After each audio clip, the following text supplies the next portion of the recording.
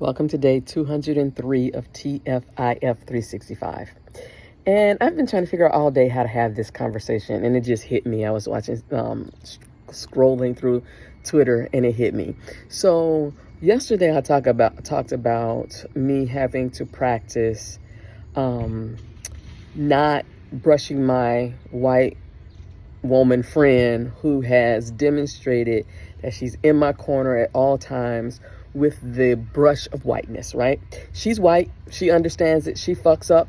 We do have an agreement, a negotiated relationship that at any time, if it's too much, then I can walk away. That's how our relationship is, because she understands that as a black woman, I filter everything through my own defense mechanisms of protecting myself and my community from whiteness. So she gets that.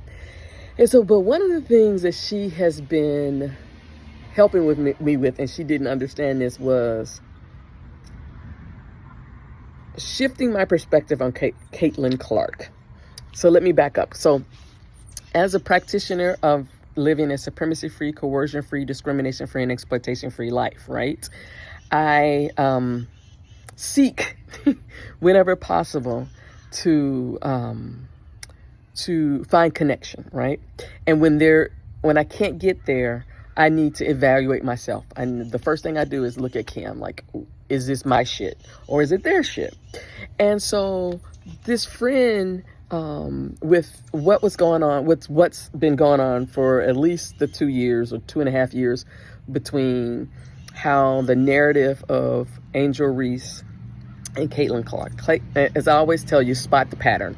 Whiteness can only be cast in the role of hero or victim, never the villain, right? So as someone who studies whiteness, as someone who works with whiteness and helps them, literally gets paid to help white people develop, particularly in business, and consistent demonstrated anti-racist practices that are rooted in welcoming and psychological safety for the entire organization. I was challenged because what I saw in Caitlin Clark was a spoiled white woman who's a brat, right? And the narrative is, Angel Reese is the villain, and Angel is leaning into that. But as a black woman, I get tired of black women having to lean into the negative stereotype of being a villain, because that's the only role we're allowed to play. Now, she plays it well, but does she even have a choice? And yet, Caitlin, in the choice of the hero and the victim, could, in my opinion, easily have said, even if she didn't come out and specifically say, this is racist, this is rooted in white supremacy and anti-blackness, what she could have told her fans, who are toxic as fuck, is that, you know what?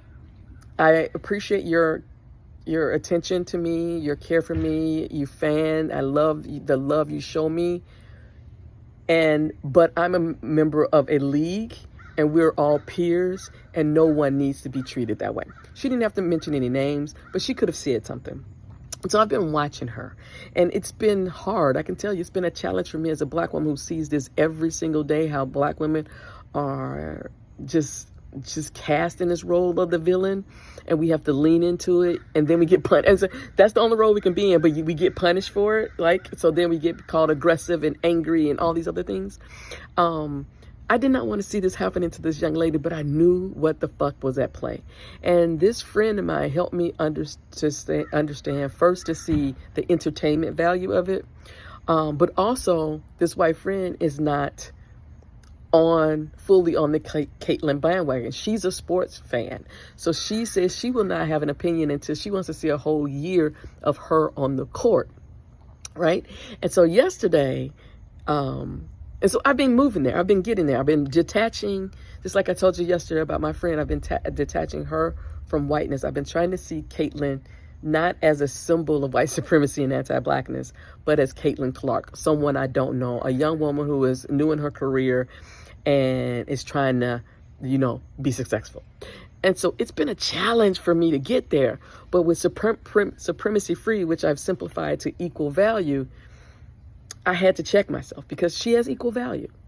I don't know if her team is managing her so she doesn't have a voice, or maybe she doesn't want to have a voice. Maybe she is a full out white supremacist. I don't know. But I was able to watch the game yesterday.